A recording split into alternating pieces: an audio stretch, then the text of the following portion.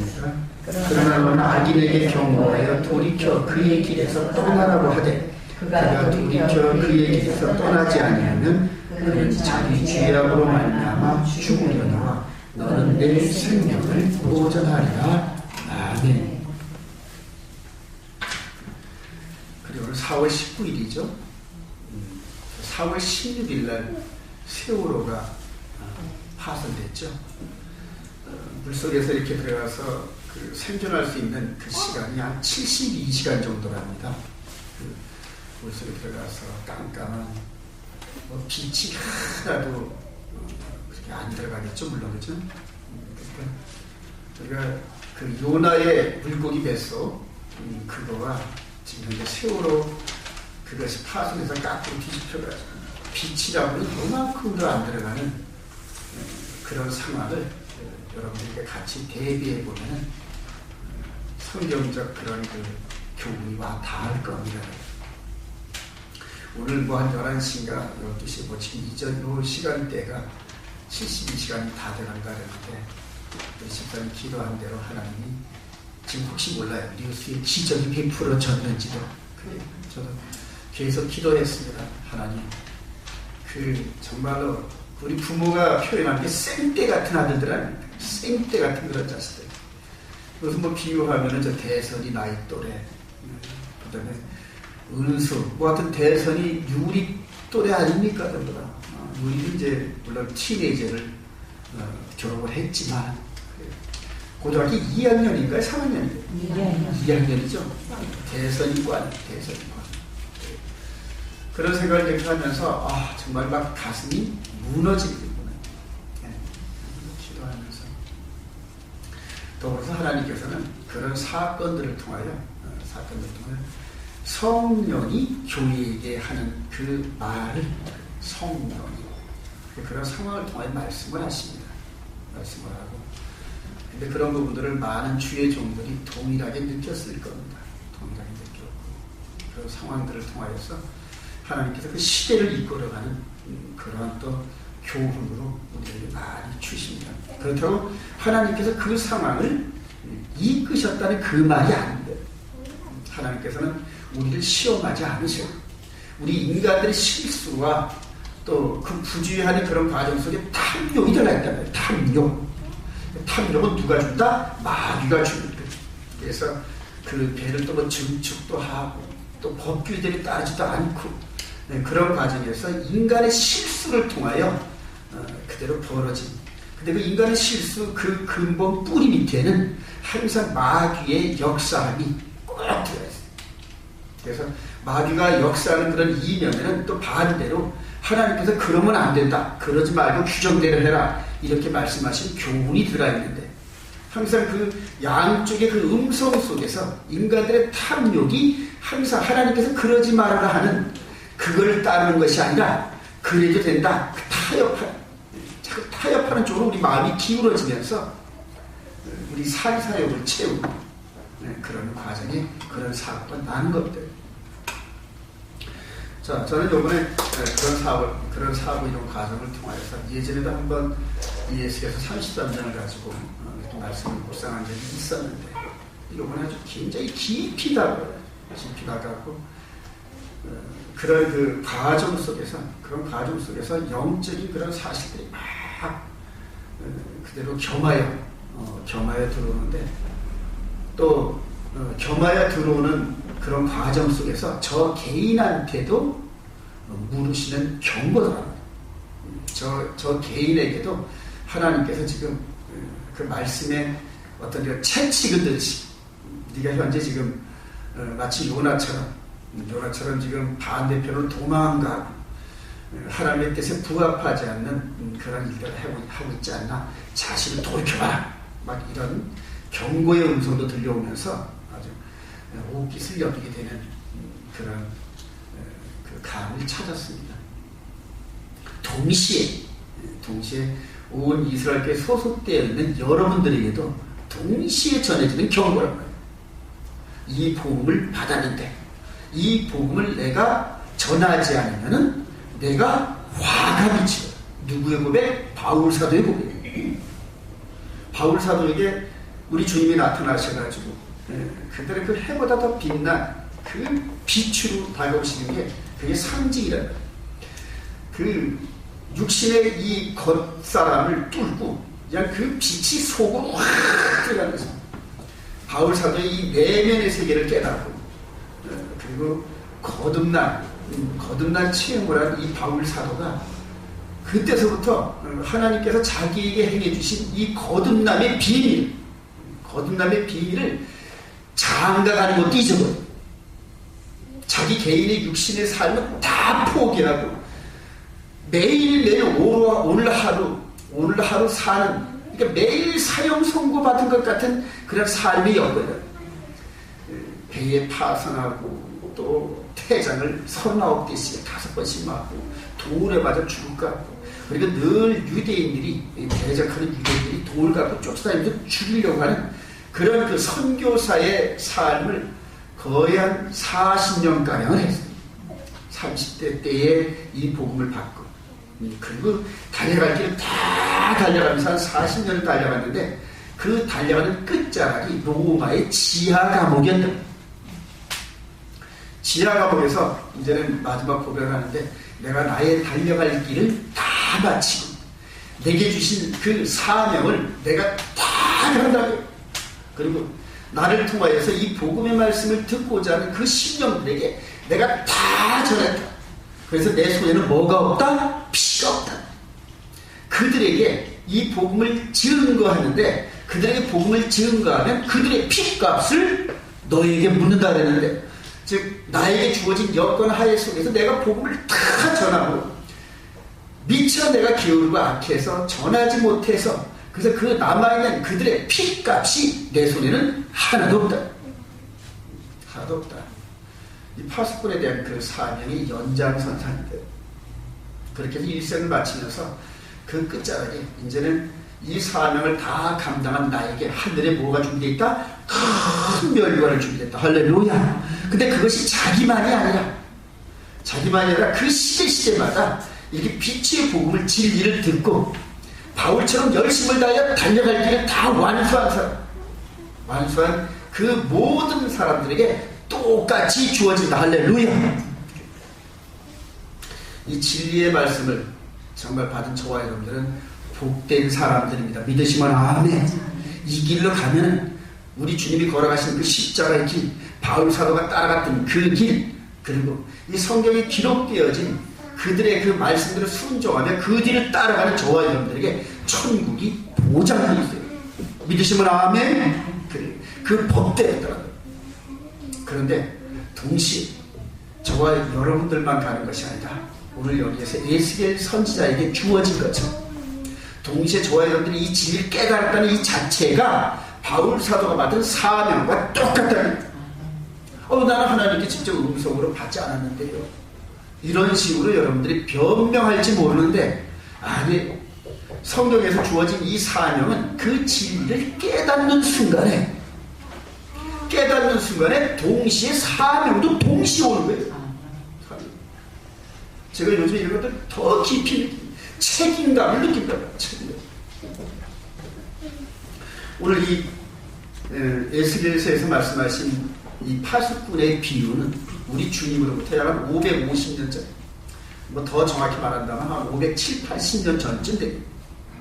그때 에루살렘의 성이 멸망당하고 그 안에 있는 성전이 무너질 때 이 에스겔 선지자는 그대로 이 신학적인 그런 추측에 의해서 다니엘과 그 세 친구들처럼 똑같이 잡혀갔다.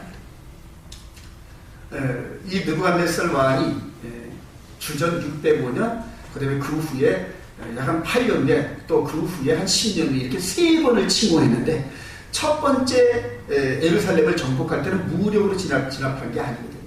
와가지고 예루살렘의 그 왕, 그때 당시 이제 여호와김 이런 식으로 해가지고 요시야 왕의 아들, 동생들이 왕위를 이렇게 계승할 때 이스라엘 백성들의 그 외교 정책의 혼선을 겪을 때입니다. 그때 애굽을 따라야 되느냐, 바벨론을 따라야 되느냐, 이런 식으로 막 그 예루살렘을 중심으로 한 그 왕족들과 제사장들과 이런 사람들이 아주 논란을 벌일 때 느부갓네살 왕이 1차 침입을 해가지고 너희들은 나를 따라와 바벨론과 함께 그러니까 바벨론을 그대로 섬기는 그러한 그 4대 사상을 갖는 조공을 바치는 이런 나라로 만들었다. 그때 다니엘도 끌려가 또 똑똑한 제사장인 이 에스겔도 끌려갔다. 그 후로 바벨론 강가 이런 데서 노예의 그런 삶을 살면서 하나님께서 이 에스겔 선지자에게 그냥 음성과 그 다음에 비전과 환상을 보여줘. 아주 에스겔에서 1장부터 이거는 아주 재밌습니다. 아주 그때 당시의 그 상황이 육신으로 보이는 그러한 역사적인 상황과 함께 영적으로 이렇게 해서 두 세계가 갇혀요. 이 밑에 있는 땅에 있는 나라에서는 이스라엘과 성전이 무너지는, 즉 예루살렘을 중심으로 한 이스라엘 백성들이 멸망당하는 그림이 이 땅 위에서 벌어졌는데, 동시에 하나님께서 에스겔을 공주로 쭉 끌어올리면서 그것을 공중에서 보게 하신단 말이에요. 그 전쟁터와 이스라엘의 몰락 과정을 공중에서 이렇게 보게 하십니다. 이제 그것을 기록한 내용인데, 여러분들 이 에스겔을 이해할 정도로 아주 굉장히 수준이 높은 거고 또 재미있습니다. 그러면서 이제 말쯤 돼가지고 그대로 이스라엘이 멸망당하고 그 다음에 동시에 성전이 무너졌고 불탔다는 그 소식이 에스겔 선지자에게 이렇게 들려왔다. 그러면서 하나님의 음성이 오늘 여기서 에스겔아, 그래, 에스겔아, 너 지금 성전 무너진 거 봤지? 그리고 이스라엘 예루살렘 성이 무너진 거 봤지? 하나님께서 그렇게 멸망을 시키기 전에 어떻게 하셨다? 미리 경고했다. 미리 이들에 앞서서 이 멸망되기 직전에 150년 전부터 이사야 선지자를 통하여 계속 경고, 150년 전 계속 경고. 근데 그 이사야 선지자를 톱을 쓸어서 죽였어요. 하나님의 종. 그 후로 여러분들 미가, 나후 뭐 이런 선지자를 통하여 계속 경고합니다. 멀리서부터 경고하는데 멸망당하기 직전에는 누구를 통하여 경고했다? 에레미야 선지자를 통하여 계속 경고했다. 에레미야 선지자는 나이 한 20살도 안 돼서 지금 한 대선이 나이쯤 됐어요. 그때 그 제사장의 아들로서 시골에 있었단 말이에요. 시골에 아나돗이라는 그런 시골에 있었는데 아버지와 함께 제사를 지내러 이렇게 예루살렘에 왔다가 하나님이 쿡 져. 그러니까 이 당시의 그 신학적 이런 그 때, 신학적 이런 그 탐욕 이런 것들이 들어가 있지 않은 순수한 시골 청년에게 하나님께서 계시를 담기 시작했어요. 그러니까 예레미야 선지자가 한 모든 말씀은 누구의 말? 하나님의 음성. 하나님의 음성을 듣고 그걸 에레미야라는 그런 스피커를 통하여 얘기했다. 여러분들이 에레미야를 읽어보면 에레미야서를 읽어보면 계속 경고, 계속 너희들 그러지 마라, 하나님을 배교하지 말아라, 하나님 말씀대로 순종하라, 공의롭고 의로운 삶을 살아라, 이웃을 사랑해라, 부모를 공경하라. 그래요. 이런 식으로 계속 하나님의 그 율법, 계명 그걸 가지고 또 하나님을 섬기는 성전의 예법 그걸 통하여서 하나님과 올바른 교제를 가져라.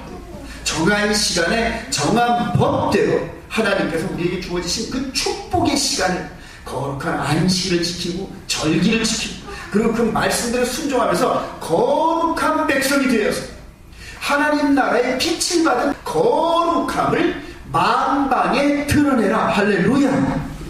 이스라엘 백성들이 그 사명을 받았다는 거야. 근데 그 왕들과 또 미혹돼 타락한 그런 그 제사장 그룹들과 야합하면서 정치와 종교가 야합을 하고 경제가 야합을 하면서 인간의 욕심과 인간의 이익 쪽으로 자꾸 따라가는 거야. 자꾸 따라가는 거야. 그러니까 그런 사고가 어떻게 난다? 세월호 같은 그런 사건들이 이스라엘 백성들 가운데 난다는 거야. 하나님께서 그때마다 바로잡아라 하면서 선자를 보내는데 그들의 사명이 전부 뭐다? 파수꾼. 전부 파수꾼. 그 파수꾼의 사명을 받은 사람들은 하나님께서 말씀을 부어 이 안에 넣어줘가지고 뜨거워서 먹게 돼. 예레미야 선지자 같은 경우는 20년, 30년 가까이 그 복음을 증가하다가 어떤 때는 그냥 린치를 당하고, 그리고 우물 속에 빠져서 여기서 죽어라. 근데 떨어졌는데 다행히 물이 없어서 살아. 이런 식으로 해서 온갖 고난을 받았어. 온갖 받아. 그래서 이제 더 이상 육신의 한계 속에서 이제 더 이상 안 할래. 이제 하나님 말씀도 주지 마세요. 이런 식으로 이제 도망을 가는 거예요. 그래도 하나님께서 자꾸 예레미야를 툭툭툭 치고, 야, 예레미야야. 눈이 퉁퉁 부은 예레미야. 왜 그러시는데요? 그래도 또 하나님께서 또 말씀을 또 부으시고, 말씀을 부었는데 그 말씀의 부은 뭐냐면 그대로 이 말씀을 변개하고 말씀 따라 순종하지 않는 자기 동족이 멸망이라고요. 말씀을 주시기 전부 그거예요. 말씀대로 순종하지 않으면 멸망당한다. 멸망당한다. 근데 그 말씀을 주시니까 못 견디겠는 거예요. 못 견디. 그래서 예레미야 고백을 보면 하나님의 그 말씀이 내 안에서 풀이 돼가지고, 풀이 돼서 이것을, 여러분들 불을, 예를 들어서 이런 불을 가지고 이 옷 속에 감추면 어떡합니까? 감춰집니까? 그 옷이 다 타버리잖아요. 그리고 불이 드러나잖아요. 마찬가지로 하나님이 그 말씀이 예레미야 이 안에서 막 불이 일처럼 일어나요. 그리고 또 나가서 또. 그래서 예레미야서를 읽어보면 너무너무 감동됩니다. 파수꾼의 사명이라는 게 이런 거구나. 근데 그 동시에 에스겔에게도 그대로 그 사명이 임했다. 나중에 에스겔도 이 복음을 이렇게 그때 당시에 주어진 그 말씀을 증거하다가 많은 고난을 당합니다. 자, 오늘 에스겔서에서 그대로 요 파수꾼의 사명에 대해서 간단하게 요약하면 하나님께서 말씀을 주신다. 한번 볼까요? 33장 7절 한번 봅시다. 33장 7절. 인자야, 시작. 인자야, 내가 너를 이스라엘 족속의 파수꾼으로 삼음이 이와 같으리라. 그런즉 너는 내 입의 말을 듣고 나를 대신하여 그들에게 경고할지어다. 자기 멋대로 자기 생각대로 경고하는 게 아니란 말이에요. 하나님께서 주어진 말씀대로. 그리고 그 말씀에 더하거나 빼면 된다 안 된다? 안 된다. 좀 오리지널 하나님 말씀은. 그래서 그 말씀을 받으면 그 말씀이 진짜인지 가짜인지 이런 부분들을 이제 계속 기도하면서 한 번 확인하고 두 번 확인하고 세 번 확인하고. 그게 누구다? 기드온. 기드온이 양털 뭉치라고 이렇게 하고 이렇게 또 하고 또 그래도 또 의심스러우니까 자기가, 그러니까 하나님 말씀이 의심스러운 게 아니라 내가 받은 말씀이 정말인지 표지가 사인을 확인했다. 그러니까 양털 뭉치가지고 그냥 비가 오듯이 다른 곳에 다 젖게 하고 이 양털 뭉치는 뽀송뽀송하게 하고 그들이 그대로 된다. 그대로 보니까 우연의 일치 같아. 그러니까 그 이튿날에 반대로 그냥 이 양털 뭉치는 물이 흥건하게 되고 주위는 뽀송뽀송하면 이런 식으로 계속 하나님과 교제하면서 말씀을 확인해요. 이제는 저와 여러분들이 하나님 말씀을 확인하는 방법은 음성과 환청과 환상 이런 것, 물론 그렇게도 하시는데 지금 이 세대는 거의 그렇게 안 하십니다.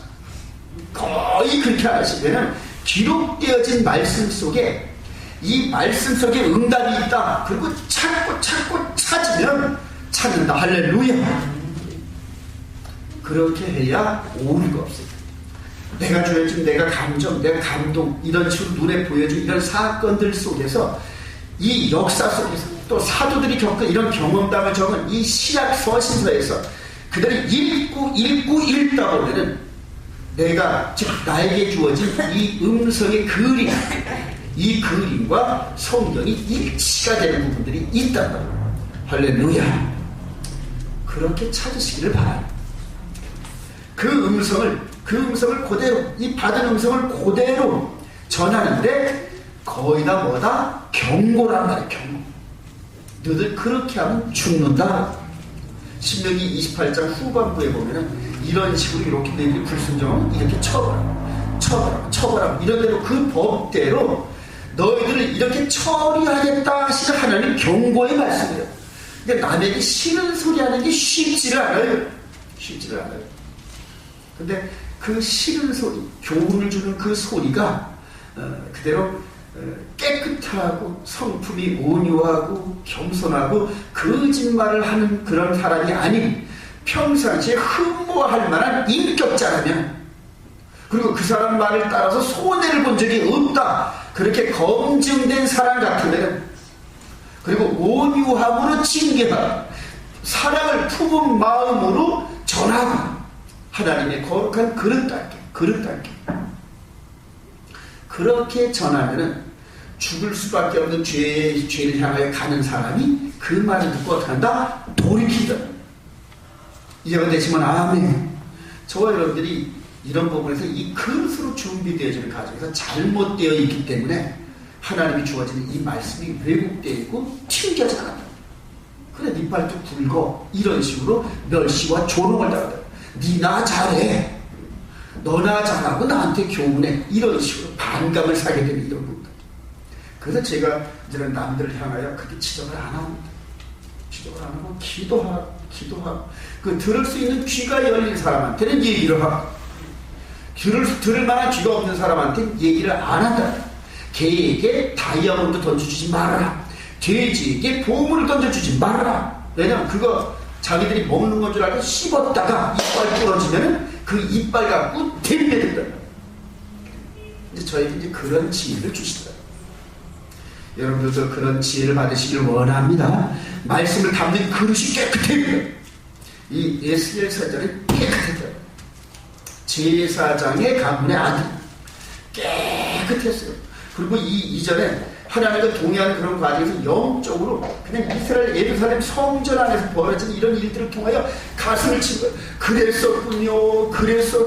그래서 하나님께서 성전을 떠나실 수밖에 없었고, 하나님의 선민인 아브라함의 육신의 후손들인 이들을 바벨론의 침공을 받아서 아주 도륙을 당하게 하고, 그리고 노예로 끌려가게 하는 그런 처참한 그런 그 처벌을 하실 수밖에 없었군요. 이걸 깨달아요.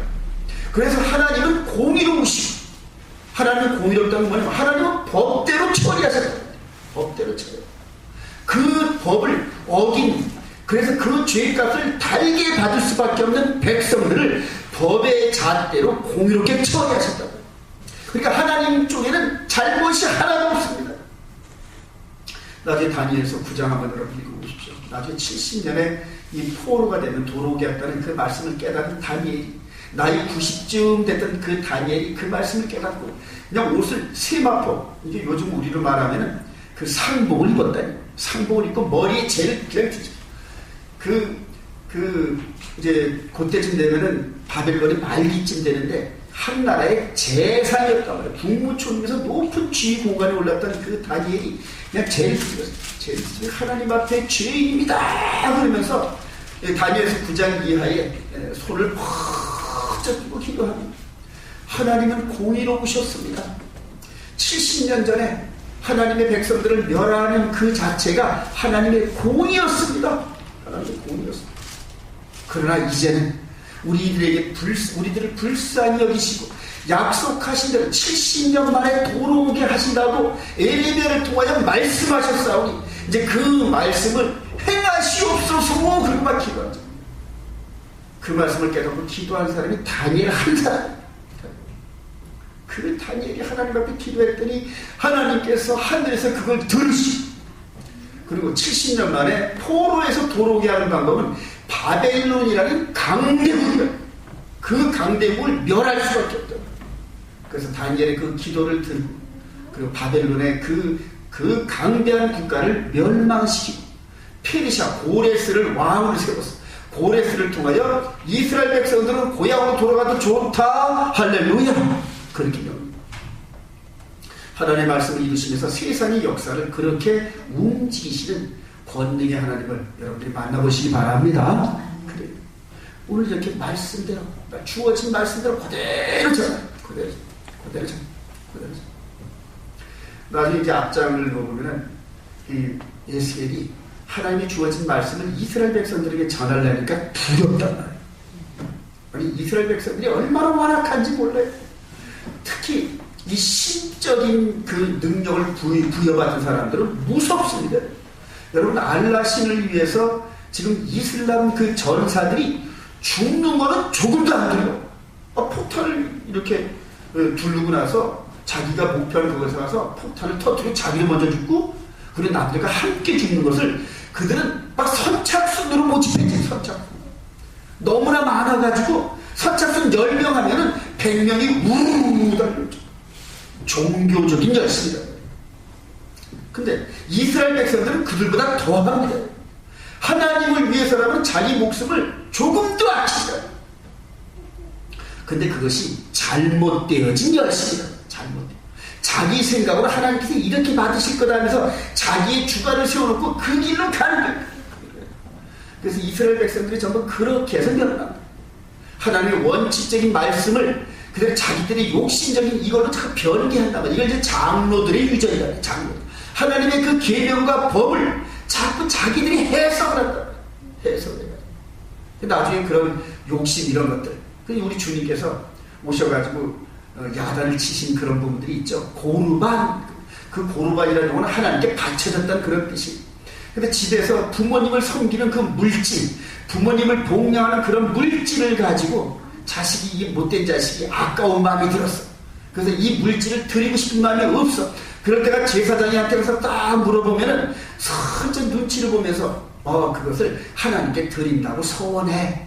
이런 식으로 그 말만 떨어지면은 고르반 해가지고 하나님께 드려진 제물, 이런 식으로 해서 그 제물을, 부모를 섬기려고 마음먹었던 그 제물을 부모를 향해서 안 써도 자기 것으로 홀딩 시켜놓는 그런 면제부를 줬다. 하나님의 그 계명을 어기는 수단으로 자기들이 생각한 신학 관점을 가지고 변경을 했어요. 그래서 하나님의 거룩한 법이 이스라엘 백성들로 하여금 온전히 수행되지 못하게 하는 그런 중간에 매개체 역할을 했다. 성전의 수입이 많아야 되잖아요.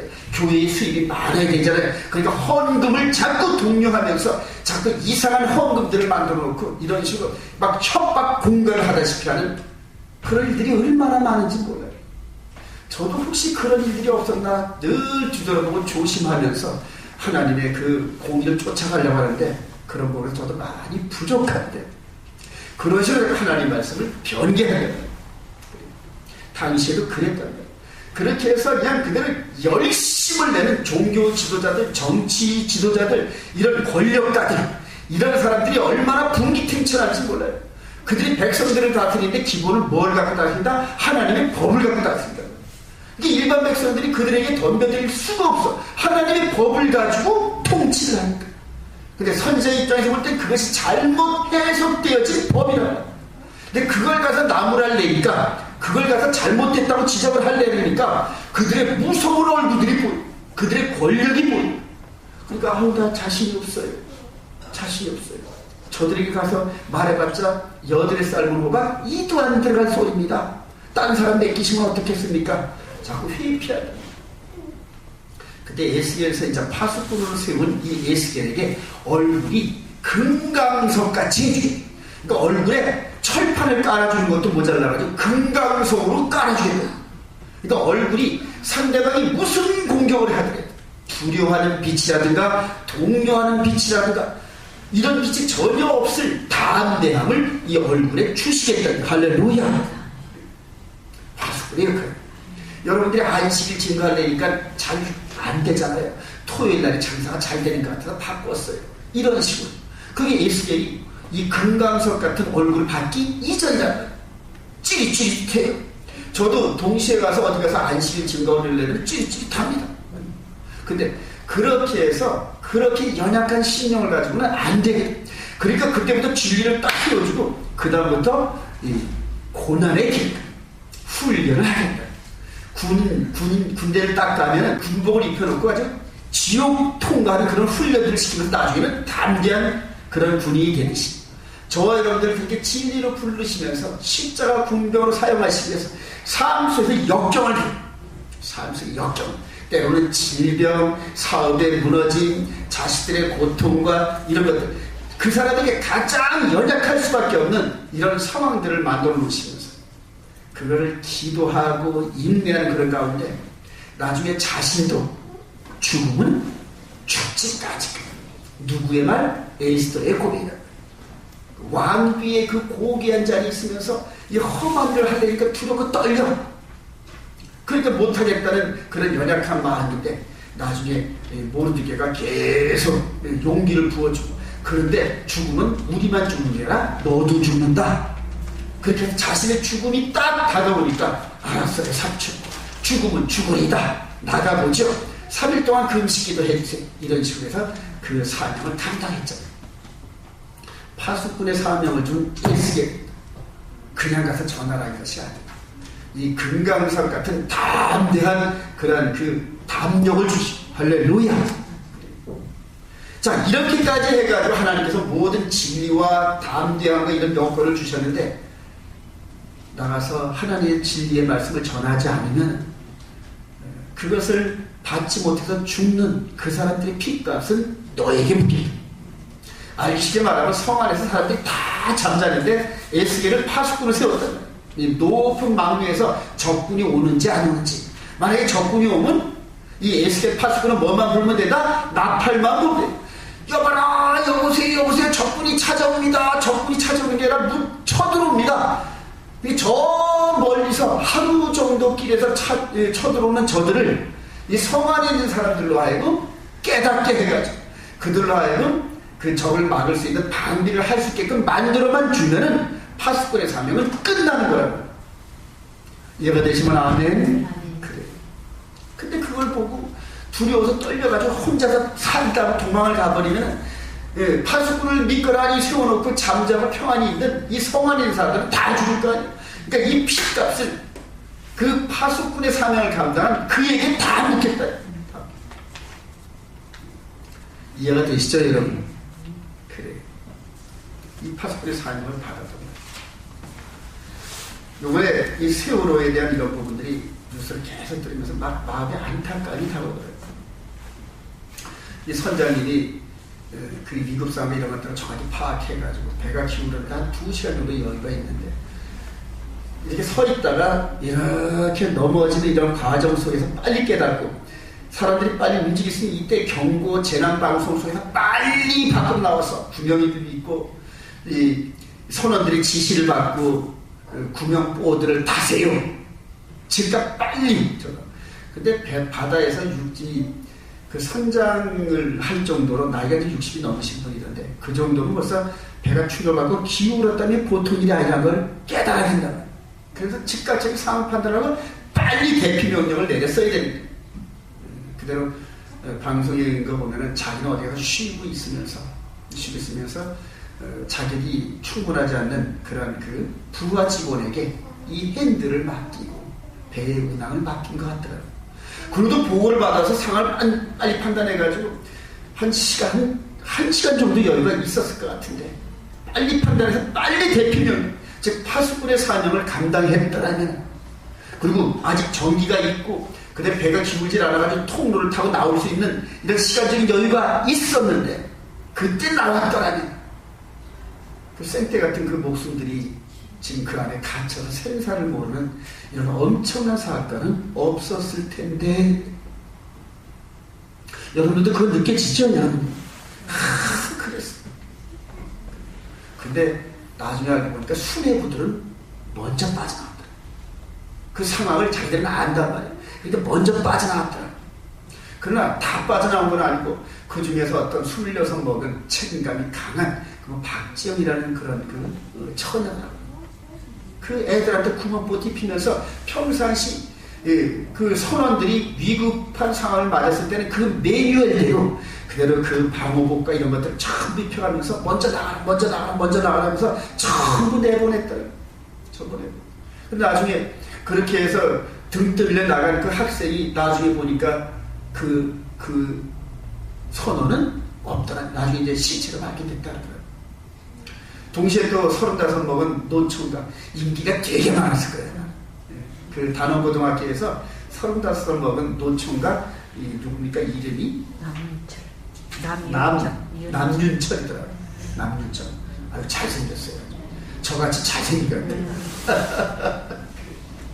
35 먹은 이 총각 선생님이 그냥 그 애들을 전부 다 미국상에서 자기 아니를 생각지도 않고 애들을 어떻게 내보내려고 하는, 그런 속에서 다 내보내고, 다는 아니지만 자기가 이렇게 힘이 미치는 그 시간까지 최선을 다해서 애들에게 경고를 하고 빨리 나가라 이런 식으로 파수꾼의 사명을 감당한 이 선생이 그래서 나중에 시신으로 떠오르더라고요. 아주 안타까운 그런 상황들이 많아요. 이런 파수꾼의 사명을 감당한 그런 선생과 선원이 있는가 하면 반대로 자기들만 살겠다고 먼저 빠져나온 그 선장과 기관사, 오늘 보니까 구속영장 떨어졌더라고요. 너무나 안타깝지 않습니까? 그리고 또 어쨌든 얼떨결에 구조를 받아가지고 나왔던 50살 조금 넘으신 교감 선생님이 그냥 나와서 그 수많은 그 선생들이 죽고 학생들이 죽고 하는 생사를 모르는 그 자리에 이렇게 자기가 이렇게 구조받아서 나와 있는 그 모습이 너무나 부끄러워. 그래서 자기 스스로 목숨을 끊는 그런 일들, 하여튼 너무너무 가슴 아픈 일들이 지금 거기서 벌어지고 있습니다. 저는 이런 부분에서 저희들의 영적인 사명과 이 부분에서 그 결과를 미리 보는 것 같아요. 지금 저와 여러분들이 지금 이 현재 크게 보면은 이 작게 보면은 그 세월호라는 그 배가 진도 앞바다에서 바다에 빠져 이렇게 해가지고 파손됐는데 이 지구라는 이 큰 땅덩어리가 우주적으로 이렇게 볼 때는 요만한 점 하나도 못해요. 이 우주의 무한한 이 바다를 보면은 이 공기와 이런 것들이 전부 바다로 비유하면 이 지구라는 땅덩이가 뺑글뺑글 돌면서 태양의 궤도를 돌고 있는 요 안에 아주 보면은 연약하기 짝이 없어요. 언제 무너질지 몰라. 이 지구라는 이 땅덩어리가 그 안에 살고 있는 저와 여러분들이 선원들이라. 하나님께서 이 지구를 창조하시고 저와 여러분들께 만들어 놓으시면서 하나님께서 이 전체를 해와 달과 별과 이런 모든 이런 것들을 지구의 구속사의 스케줄에 맞게끔 전부 다 미리 입력을 다 해놓으셨더라고요. 그리고 온 우주가 하나님께서 6일 동안 일하시고 7일째 쉬시는 그런 사이클 시스템 속에 온 우주가 전부 다 조절이 되어 있더란 말이에요. 조절이 되어 있어요. 그리고 우리 주님께서 2000년에 오셔가지고 마지막 때 이 지구가 파손할 때쯤 되면, 그러니까 우리 주님이 다시 올 때가 지금 현재 지구촌이 심판을 받는 그러한 그 경고의 말씀인데, 그때쯤 되면은 처체 뭐가 지진 속에서 그대로 그 지진 해일을 통하여서 쓰나미가, 그리고 각종 무서운 일들이, 별들이 총당같이 그냥 그대로 떨어지고, 그 다음에 해가 총당같이 검어지고, 달이 붉은 빛을 내는 이런 천체지변의 상황이 있을 거다. 그리고 각 나라와 민족이 전쟁과 전쟁을 통하여 사람이 식어지고 하나님 말씀이 땅에 떨어지고 모든 사람들이 죄악 가운데 있는 소돔과 고모라 같이 될 거다. 그때가 되면 너희들은 머리를 들라. 어디를 봐라? 하늘을 봐라. 그러니까 재난의 경고, 이런 징조들이 보인다. 에스겔에게 하나님께서 말씀을 통하여 집어넣고, 그리고 예루살렘 멸망과 백성들을 향하여 그 말을 전했던 것처럼 이제 우리 주님이 오시기 직전에 있는 이 지구촌 전체에 하나님의 진리의 말씀을 받고 그 말씀대로 순종해가는 그 백성들에게는 이 지구라는 이 거대한 배가 파손돼서 멸망의 심판을 받는 징조들을 하나님께 천체의 이런 환경을 통하여 사람들이 변해가는 과정을 통하여 그대로 보여주신다. 이해가 되시면 아멘. 파손 직전에 여러분들 징조가 있어요. 배가 기울었잖아요. 이제 물이 차올라 오잖아요. 배가 막 흔들고 요동하잖아요. 그런 징조가 이 크게 보면 지구 안에 있다는 말이에요. 여태까지 이렇게 발견되지 않았던, 또 있지 않았던 그런 큰 지진의 징조가 여기저기서 나타나고, 지금 사람들의 그 편의를 위해서 원자력 발전소를 지었는데 그 원자력 발전소가 파괴돼가지고 방사능 모든 먹거리 이런 속에서 인간의 탐욕 속에서 짐승이 키워져가지고 그 안에 그냥 뭡니까 항생제나 이런 것들을 쏟아부어가지고 그 항생제의 독기운이 고기를 먹는 인간들의 인체의 습성에 대해서 유전자가 변형이 돼요. 사람들이 기형아가 돼버리고 이런 식으로 해가지고 인간의 탐욕 속에 지구촌 전체가 몸살을 알아요. 창조주이신 그분이 볼 때 더 이상 이제 묵과할 수가 없어요. 노아의 홍수 때처럼 하나님의 그 선한 눈으로 창조하신 선한 마음으로 창조하신 이 지구가 지구에 속해 있는 모든 인간들이 악해져가지고 더 이상 하나님께서 좌시하실 수 없다. 공의대로 법대로 움직이시면서 통치하신 그 하나님이 이제 더 이상 눈 뜨고 보실 수가 없어요. 동의하시면 아멘. 그런 이 지구 전체를 소돔과 고모라처럼 멸망시키려고 하는 그러한 그 메시지들이 계속 지금 천체를 통하여서 말씀되어진 대로 계속 다가오고 계속 다가오고 동시에 거짓 선자들의 가르침을 받은 자들은 점점 더 하나님의 진리의 법 앞에서 완악해지고 하나님의 진리의 법을 순종하고자 하는 사람들을 2단, 3단, 멸시, 조롱하고 쫓아내고 제가 노예에 소속되면서 노예 목사들이 한 300명 정도 되는데 노예법을 세우고 총회법을 세우면서 이 진리의 법을 세우는데 성경에 있는 말씀대로 따르는 이런 법을 만들었는데 그 법을 왜곡해가지고 변질된 사람의 법으로 세워놓고 그 법 아래에서 지금 이렇게 목사들이 모여서 목회를 하고 살아가고 있는데 그들이 온전한 열매가 아니에요. 저는 뒤늦게 신학을 해가지고 목사님들 또 연로하신 목사님들 이런 분들은 진짜 거룩 그 자체인 줄 알았어요. 흠도 티도 없는 줄 알았어요. 그리고 목사님들의 그 과정 속에서 그 목사님들이 그 사랑 고백하고 날마다 하는 그런 그 성경의 말씀을 가르치는 그들이 완전히 진리의 그릇인 줄 알았어요. 세상에 빠져가지고 세상 가운데 살다가 세상에 거친 삶을 살다가 그들이 신앙하는 그런 과정에서 나이 50이 넘어서 부교육자 생활을 하고 이런 과정에서 정말 그분들은 이 말씀을 품고 사는 분들은 정말로 깨끗한 그릇이고 그리고 진리를 품은 백성들이고 정말 인자에 그치고 이 하나님 나라 법에 아주 준수자고 그런 줄 알았단 말이에요. 아니더라. 아니더라. 일일이 다 말할 수는 없지만 아니더란 말이에요. 잘못되어진 열매. 그리고 그런 잘못되어진 열매 속에서 나오는 잘못된 가르침을 받았던 백성들. 장로, 권사, 집사, 교회에 오래 다녔다는 사람들이 그 완악함과 간교함과 거짓된 그런 삶 속에서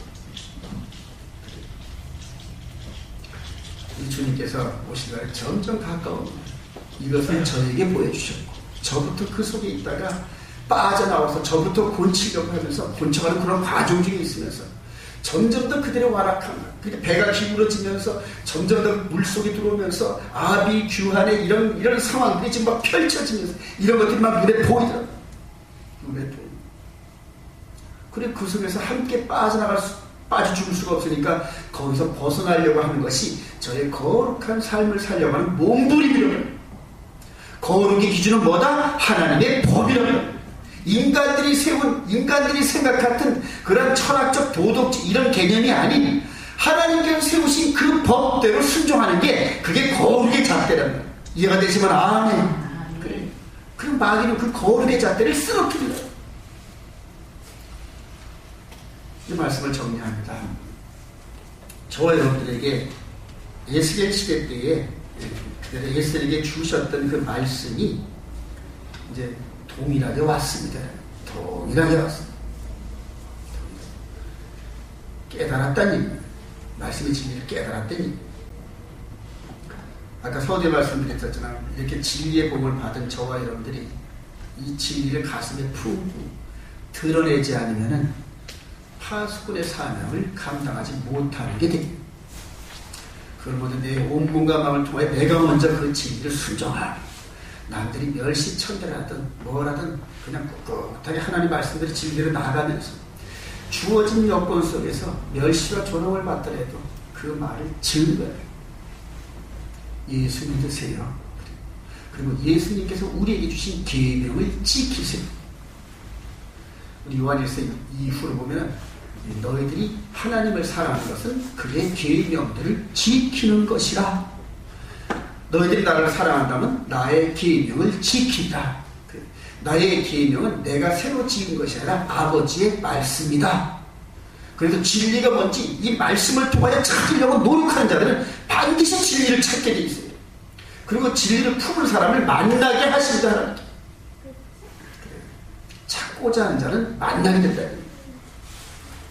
그 진리를 품고 그래서 바울 사도처럼 달려갈 길 계속 달려가느냐, 누가 뭐래도 달려가느냐, 진리의 길을 달려가느냐, 그게 파수꾼의 사명을 감당하는 거예요.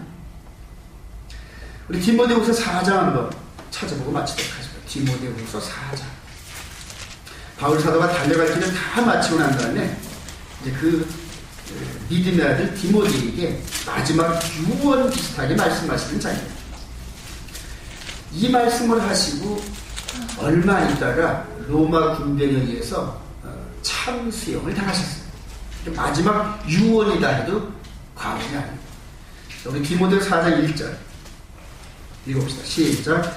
하나님 앞과 살아있는 자와 죽은 자를 심판하신 그리스도 예수 앞에서 그가 나타나실 것과 그의 나라를 두고 엄히 명하노니 너는 말씀을 전파하라. 때를 얻든지 못 얻든지 항상 힘쓰라. 범사에 오래 참음과 가르침으로 경책하며 경계하며 전하라. 때가 이르리니 사람이 바른 교훈을 받지 아니하며 귀가 가려워서 자기의 사욕을 따를 스승을 많이 두고 또 그 귀를 진리에서 돌이켜 허탄한 이야기를 따르리라. 그러나 너는 모든 일에 신중하여 고난을 받으며 전도자의 일을 하며 내 직무를 다하라. 이게 디모데에만 준 명령일까요? 네. 저와 여러분들에게 준 동시명령. 그리고 이 세상을 떠나가기 직전에 하신 말씀 계속 봅시다. 6절 시작.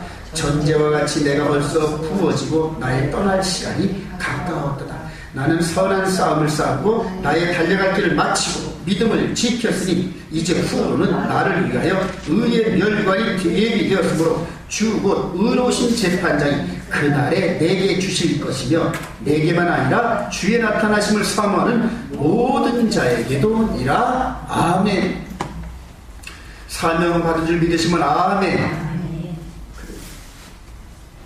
저쪽에서 우리가 추후 받을 그런 장면을 연상하고 마치도록 합니다. 오늘 박지영이라는 그 참으로 의로운 그 처녀와 35세의 노총각 이 선생님, 이 의로운 행동은 모든 사람들의 가슴 속에 살아있어요. 그 제자들이 또 그렇게 해서 생명을 살림을 받은 그러한 그 학생들이 오늘 뭐 이렇게 장사 지낸다 그러더라고요.